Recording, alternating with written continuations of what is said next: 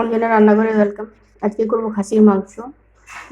আগে একবার রেসিপি দিয়েছি, এটা আবার অন্য পদ্ধতিতে করেছি। পদ্ধতিটা একটু দেখে নেবে। ভালো যদি লাগে লাইক করো, সাবস্ক্রাইব করো, ফলো করো।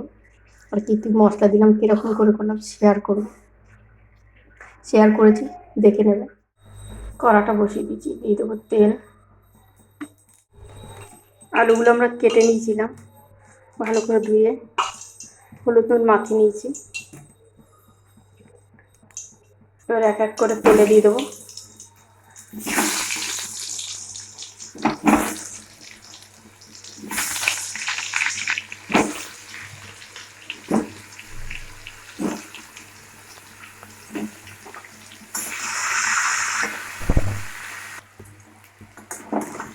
আলুগুলো আমাদের ভালো করে ভাজা হয়ে গেছে, নামিয়ে নেবো না।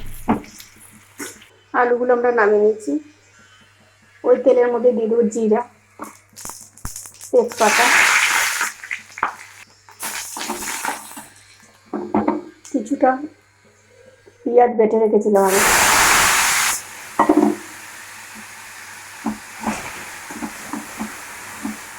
পেঁয়াজটা হালকা তেলে নেড়ে নেবেন।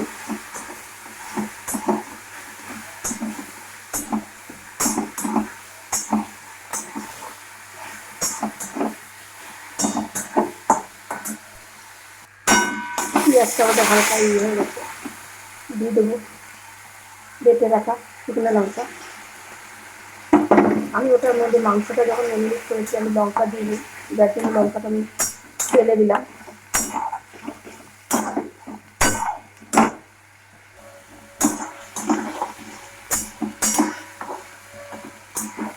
আমাদের লঙ্কাটা হালকা ভাজা হয়ে গেছে, তেল ছেড়ে দিয়েছে। এবার দিয়ে দেবো রেখে রাখা মাংসটা।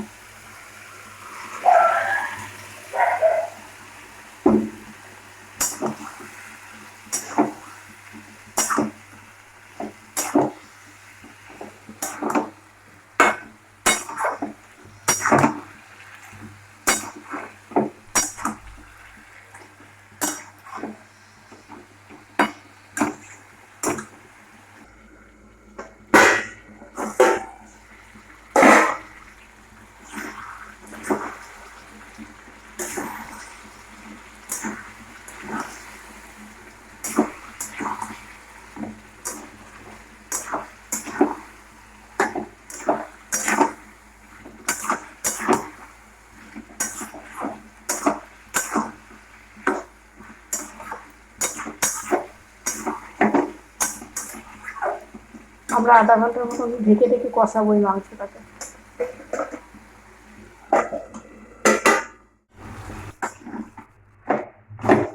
আমাদের মাংসটা কষানো হয়ে গেছে, এবার দিয়ে দেবো কুকারে।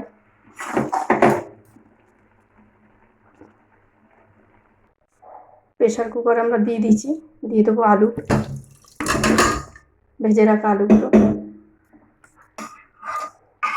আর দিয়ে দিয়েছি চর্বিটা, আর দিয়ে দেবো অল্প করে জল, কেন প্রেশার কুকারে বেশি জল দিতে হয় না। নেড়ে ছেড়ে দেবো।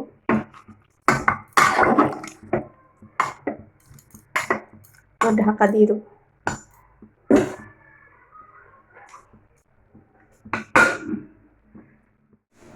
প্রেশার কুকারটা আমরা বসিয়ে দিয়েছি, আমরা 5 থেকে 6টা সিটি মারবো। আমরা 6-7টা সিটি দিয়ে দিয়েছি, গ্যাসটা দিয়ে দেবো। মাংসটা হয়ে গেছে, নামিয়ে নেবো এবার।